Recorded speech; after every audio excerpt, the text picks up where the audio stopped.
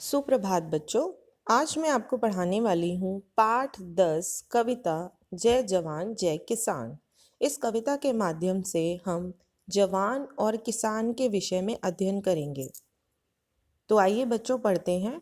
हम हैं नन्हे वीर जवान, हम भारत के वीर किसान, आज़ादी के दीवाने हम, हो जाएं हम कुर्बान। कदम बढ़ाते चलते रहते, तूफानों में पलते रहते, गंगा यमुना की आंखों से खुशियां बने पिघलते रहते। धरती से अंबर तक हम फहराएं अमर निशान, आज़ादी के दीवाने हम, हो जाएं हम कुर्बान। कंधे पर बंदूक हमारी, मुट्ठी में तलवार दुधारी, माथे पर मेहनत के मोती, हाथों में हल और कुदारी। ओठों पर दिन रात हमारे देश प्रेम के गान, आज़ादी के दीवाने हम, हो जाएं हम कुर्बान। नंदन वंशी इसकी छैया, इसमें गीता इसमें गैया, यहाँ बांसुरी और सुदर्शन लेकर आता कृष्ण कन्हैया। स्वर्ग लोक से भी ऊंचा है मेरा हिंदुस्तान, आज़ादी के दीवाने हम, हो जाएं हम कुर्बान। तो आइए बच्चों इनका अर्थ समझते हैं। हम हैं नन्हे वीर जवान, हम भारत के वीर किसान।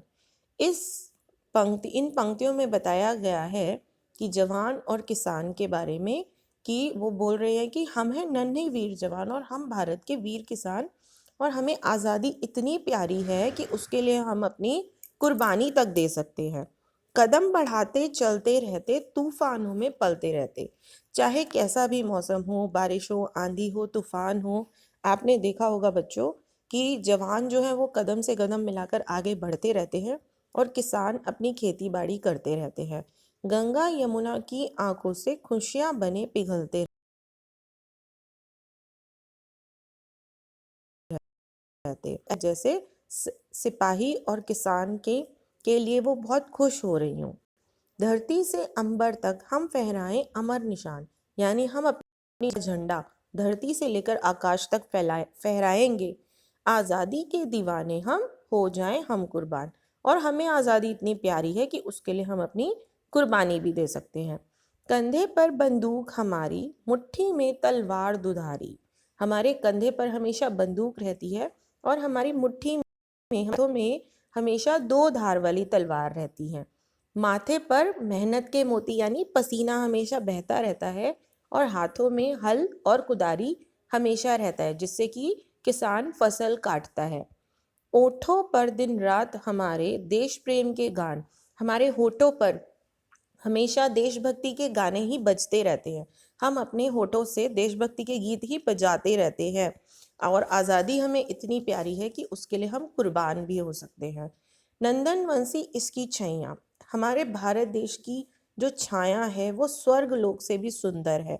यानी हमारा भारत देश इतना सुंदर है, यहाँ पर गीता का पाठ किया जाता है, गाय की पूजा की जाती है, और यहाँ पर जब भी किसी को मदद की ज़रूरत होती है तो कान्हा जी अपनी बांसुरी और सुदर्शन चक्र लेकर प्रकट हो जाते हैं।